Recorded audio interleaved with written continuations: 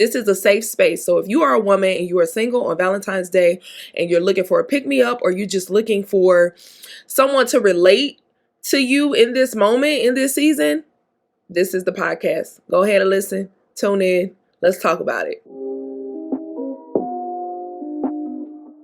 Yo, party people, it's Ashley of SingleWomanChronicles.com, where being single is a beautiful choice rather than a miserable circumstance.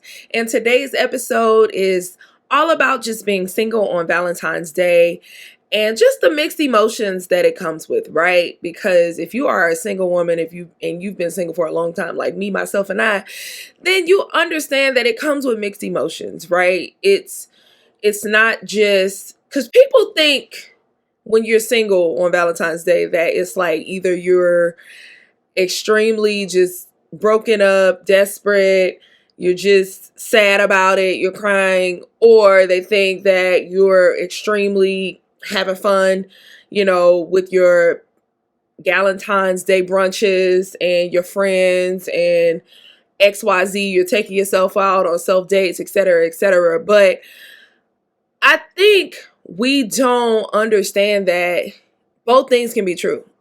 Like, you can literally be out having fun with your friends and celebrating yourself, celebrating love, but you can also still have that heavy desire for companionship. And there's absolutely nothing wrong with it. This is a safe space. So if you are a woman and you are single on Valentine's Day and you're looking for a pick-me-up, or you're just looking for someone to relate to you in this moment, in this season, this is the podcast. Go ahead and listen. Tune in. Let's talk about it. Right?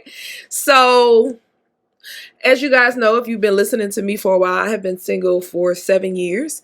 Every year, during Valentine's Day, I tell myself, this is the last year we gonna be single on Valentine's Day. And then when Valentine's Day comes back around and I'm still single, I'm like, I don't care. This is the last year I'm gonna be single on Valentine's Day, right? And I still always maintain hope because I'm a hope dealer. I'm not the person. I literally saw a few TikToks today that really put things into perspective for me. One, just because social media wants to make everybody in the world feel like real healthy love is impossible, the God I serve, I refuse to believe that. That means I have no faith. That means that I have more faith in what the world is saying than I have in what God has said to me and God's promises. And as a child of God, as a believer, as someone who understands that without faith it's impossible to please God, I just refuse to believe that. But also, Valentine's Day is a day of love. It's not a day necessarily of romantic love, but just love. So if that includes self-love, if that includes love of your friends, love of your family, just make it about love. Literally, this past Sunday, my pastor preached a whole sermon about the breakthrough love of God. Make it about God's love. Read some scripture on like how God loves us, because that's what this is about, right? So this is about love, right? But I do want to just get into a few different scenarios of the mixed emotions of being single on Valentine's Day. So if you are a woman who maybe you've been single for years and you just over it, you is just tired, you is just like, I don't really know what I'm supposed to do on Valentine's Day. I feel like, I'm going to say this because this is a safe space. I'm going to say this. I think sometimes we, in our, what's the word I'm looking for? In our, why can't I think right now? Y'all, last week I had COVID. My brain is still kind of like trying to get back to full capacity and full usage, because did y'all know it's cognitive issues when you deal with COVID? Like, I was dizzy. I was having crazy typos. It was like crazy, but thankfully I'm negative now. I had like a light dose of COVID It was one of the strands that it was like chill. It basically felt like I had a bad cold. But anyway, I feel like as single women, we constantly have to defend ourselves because the world makes us feel like we are flawed or we are miserable. So in an attempt, that's the word I was looking for, to constantly have this kind of defense up, we're always, most of the time online, we're making it seem like, oh, everything is okay. I'm having a great time. You know, being single isn't that bad. You know, this is great. This is grand. I celebrate myself. I take myself on a date, blah, blah, blah. Baby, that's great. I love that you do it. I do it. I'm going out. Like, this drops on Tuesday. If you have not heard this on Wednesday, if you have not heard this before Valentine's Day, just understand that tomorrow I will be out having cocktails with my homegirl on Valentine's Day.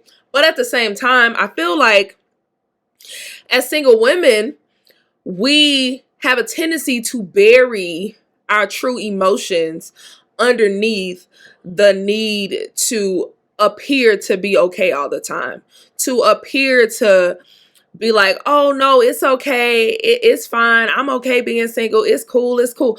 But if you truly desire love, nothing inside of you will ever be 100% okay with being single. If you truly desire love, you can definitely be content. You can definitely operate and be happy. You can definitely find solace. But there will still be a small percentage of you that's constantly looking over your shoulder and wondering, when will it be my turn? Let's just be honest. This is a safe space. People don't talk about this. And I just want to speak to you to let you know that it is okay to feel like that. It is okay to have moments where you talk to God and you tell God, I don't understand. God, I've done everything. I prayed every prayer. I prayed the Sierra prayer. I prayed all of them, but I'm still single. God, I have given myself to you. I have been celibate. I have saved myself. I have turned down every man you've told me to turn down. I've even taken breaks from dating because you told me that you wanted this time for you. And you still haven't sent me my husband. I don't understand. These things are all okay. And I wish I could tell you why. Because if I can answer that question, I can answer it for myself, because I don't know why. Because I've done all the things. But I'm just choosing to have faith in this moment, right? So while you have fun with your friends, while you enjoy your Valentine's Day, while you enjoy yourself in this moment, I still want you to acknowledge that part of you. Acknowledge it. It's okay. If you are sad that it's another year and you don't have a Valentine, grieve it. Grieve it. I'm giving you permission to grieve it, because I don't think we don't get the permission. We either get the permission to be super happy, super just, I don't care about it, super guarded about it, super, you know what, I'm not dating anymore about it. Or we get permission to be super desperate because people want to make fun of that. Like, oh, she's desperate. Look at her. And look at her on these dating sites. And look at her. She's still. We don't get the permission to just be people who feel. We don't get that permission a lot. And I want to allow you that. I want to give you that space. I want to give you that time to feel that, right? I want to give you that because you deserve that. And it is okay. There are people who are married right now. There are people who are in relationships right now who feel alone and they have someone. They feel lonely, but they got somebody. And that emotion, you may feel like that emotion only occurs because you're single. That's not true.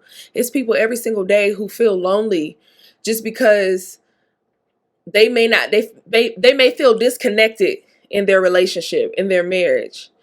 And they don't know how to handle that. But they get a chance to grieve that, to feel those emotions, for people to give them sympathy and compassion. We often don't get that. because people often tell us, well, you shouldn't be so picky. You wouldn't be lonely if you weren't so picky. You wouldn't be lonely if you just date that broke guy. You wouldn't be lonely if you did blah, blah, blah. No, no. I'm telling you right now, the choices that you have made, I know that you've made them because you don't want to settle. You've made them because you have a picture of the man that you want, that you know is your man in your heart, and you refuse to settle until you get to him because you've been loved so improperly for so long, and you refuse to have waited this long to continue to be loved improperly. You have told yourself, nope, the next time gonna be the last time, and he's gonna love me right. And I'm proud of you for that.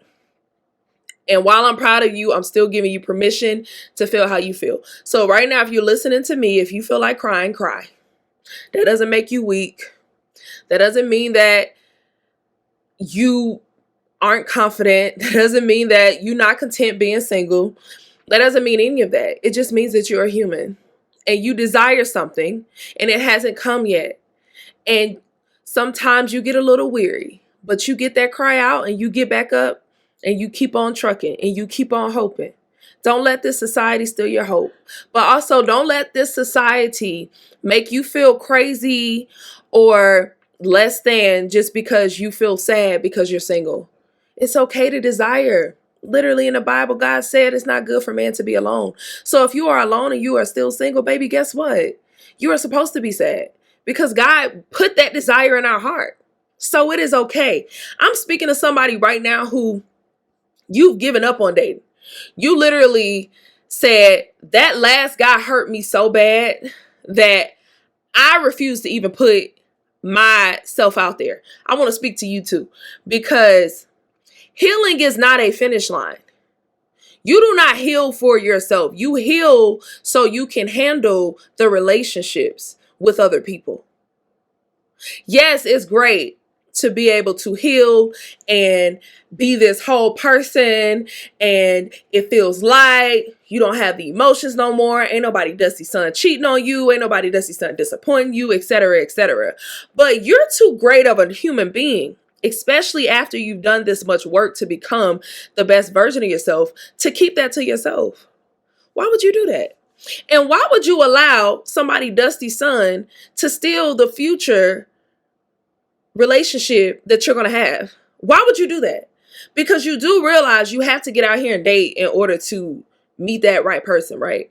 And I know you're telling yourself, oh, I don't want that. That's not true. That's fear speaking.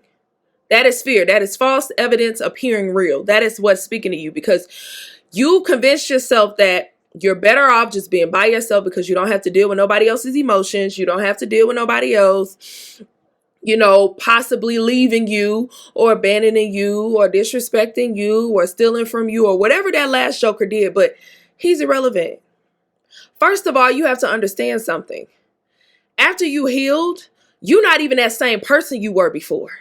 So that type of person couldn't even date you. I think back to my last relationship, which was 7 years ago. I literally would never date him in the state that I am now. And it's because I'm so new.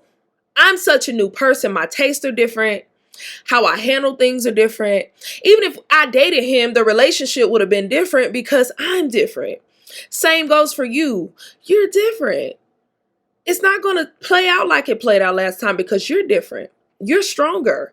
You speak up for yourself more. You're more resilient. You have different tastes. You know how to say no, set boundaries, and stand on that business. You know how to stand on business. So, no, I refuse. No, I give you permission to love again. We got to, I give you permission to love again, okay? Because you need it. I want to speak to another young lady. There's somebody listening to me, and you are dating somebody. Y'all been dating for a minute, or maybe y'all been dating for a few months. A minute is relative, because some folks a minute is a month, some folks a minute is 3 months, some folks a minute is 2 years. But y'all been dating, and it is a very gray relationship. It is definitely the definition of a situationship. And You have been looking forward to Valentine's Day because in your mind, if he celebrates Valentine's Day with you, acknowledges Valentine's Day, then to you, that is his declaration of his commitment to you or his love for you. But it's the day before Valentine's Day, or whenever you listen to this, Valentine's Day done passed, and he did not acknowledge it. And you are continuing to give him the benefit of the doubt.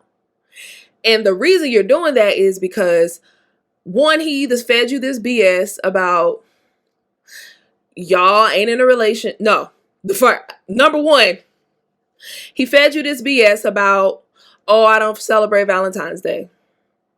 And instead of you standing up for yourself and saying, okay, but I care about that, you didn't want to have the hard conversation because you wanted to appease his feelings. So you just let it slide and you're trying to convince yourself that you're okay with it, but we know that you are not. You're not okay with that. You really not okay with that. And you had already told yourself if he didn't acknowledge Valentine's Day that you was going to move on, but you still talking to him. Why? Why are you talking to him? You deserve better. You know he don't care. Because this relationship is not about compromise. This relationship is about accommodation. You only accommodate him. And that's the only reason y'all still dating. Because it's not about what you want. Because if it was about what you wanted, y'all would have celebrated Valentine's Day. It's only about what he wants. It's only about his needs. Why you keep remaining in this? Why do you keep remaining in this one-sided relationship? Relationship has two people. Even situationships got two people. But only one person is being fed in this relationship. And you know that. And I need you to be real with yourself. Be real with yourself right now. You know he ain't it. He not it. Stop giving him the benefit of the doubt. He not it. He not it. I'm Ashley. I'm your friend. He not it. You deserve better. You know you do. You want better. You want more. His low effort. You want more. You know you want more. And you keep saying, oh, he'll change. He'll change. How long it's been? He still haven't changed. Oh, he's busy. No, ain't nobody that busy. Oh, well, he told me in the beginning that he wasn't ready for nothing right now. So I told him, okay, so I just feel like it's unfair that I tell him that I want more. The only person it's unfair to is you. Because when he told you that nonsense in the beginning, both of y'all knew you wanted a relationship.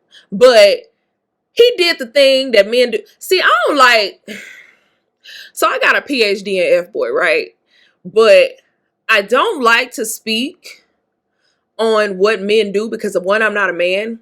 And two, I feel like we have enough pandering of what men do and why they do it on Beyonce's internet. So that's like irrelevant. But at the same time, sometimes it's relevant to my conversation. So I'll speak on it. So let me speak on this. In the F-boy manual, clause 2, section B, men will know by how you move what type of woman you are. They will know what makes you tick. They pay attention. They know what's up.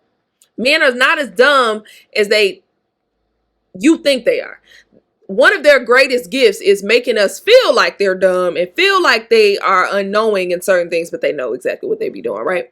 So one thing men will do is know that a woman is the type of woman who wants a relationship. He'll come into her life and before she can even speak on what she wants, he'll say, yeah, I'm not looking for nothing right now. And he knows the type of woman that she is. He knows that she wants a relationship, but he also is leading with that because he's trying to see, okay, what's she going to say after that? Because if your response is, oh, okay, cool, I'm cool with that, that's fine, we can see where it goes. He's like, all right, bet. That means that I can give her the bare minimum if she's still going to stick around because I already told her I'm not ready for a relationship. But if you stand on business and you say, well, I want a relationship, but you continue to date him after what he told you, you still have let him know that, oh, she don't stand on her boundaries. I can still do whatever I want. The only way to combat that is when he say I'm not looking for relationships, you say, oh, I do want one. So you shoot him the deuces, you exit stage left, and he like, dang, right? But if you found yourself in a situation where in the beginning, he told you he wasn't looking for a relationship, right? And so now you stuck in this gray area, you stuck in this situationship because in the back of your mind, you told yourself like, oh, I know he's not looking for a relationship. You convinced yourself that you weren't either when you knew the whole time you were. And now you saying to yourself, well, if I stick it out long enough, then maybe he'll see how great I am and then he'll want a relationship. No, we've been doing this since the beginning of time, y'all. We got to stop eventually. No, you can't convince him of that. You just cannot. You just cannot. There's always an exception to the rule, but why would you even put yourself in that position? So now you're in this position where he is gaslighting you throughout this whole situation because of those words he told you. He didn't want nothing, but you stuck around. So now you feel obligated to deal with whatever BS he throws out.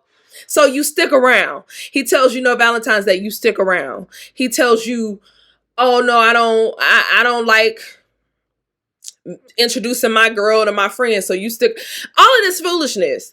And you know you want more and you know you deserve better. Why aren't you leaving? Why aren't you leaving? Why? Do you think you don't deserve more? Do you think you can't get more? Have you been convinced of the scarcity mindset of dating where there's however men to however many women so you can't get? Are you afraid of being alone?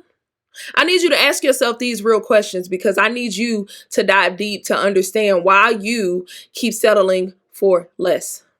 Because honestly, it takes less energy to be alone than it does to be catering to a relationship where you are getting your needs your needs are being unmet, but you are meeting that person's need because you are still you're putting like it's still an output. You're still pouring into somebody else while you're empty. It's easier to just pour into yourself. It's 7 years, baby. I get it. I know, right? So I just want to speak to you because I know there's somebody on here who's dealing with that. And I just want more for you. And I just want you to know that you can have more. And I'm not one of those girls who, again, I told y'all at the beginning of this, like, I want love. I pray for love. I cry for love sometimes in my prayers, like, God, where's my husband? Like, what's going on? And I'm not that girl that's like, oh no, you shouldn't be, one that you should be single, whatever. No, the faster you can get to your man, the better. That's how I feel, if it's the right one. So I want that for you. But I also understand that in order for you to get to it, you have to cut the dead weight. Because guess what? That dead weight you have on you is keeping you from being the woman you need to be to even get to the man who you really want. Because the type of woman you need to be ain't the type of woman who's not going to set a standard and really be willing to walk away if that standard is not met. Let's be real. Because you got to let people know how to treat you. And you've let this man know how to treat you by all the stuff that you're dealing with. So you need to let that go. You got to let that go. We got to get it out of here. But yeah, that's just my little rant. Honestly, I wasn't even going to talk about this today. I had a whole nother subject that I'm just going to talk about next week. But I just felt like we needed to talk about the random emotions, the myriad of emotions that go on for single women during Valentine's Day. Now, if you are a single woman and you are frustrated because you have been walking this journey for so long and you have been waiting for so long and you feel like your wait is in vain, you feel like God has forgotten about you, you feel like for real, like what is going on to the point where you are literally about to give up on love, I want to tell you about my Embrace the Wait 28-day challenge. This challenge is meant to help you find peace where you are in your single season, to help you to date in a way that guards your heart, because guess what? Just because you're waiting on your husband, that does not mean you're not supposed, like you're not dating.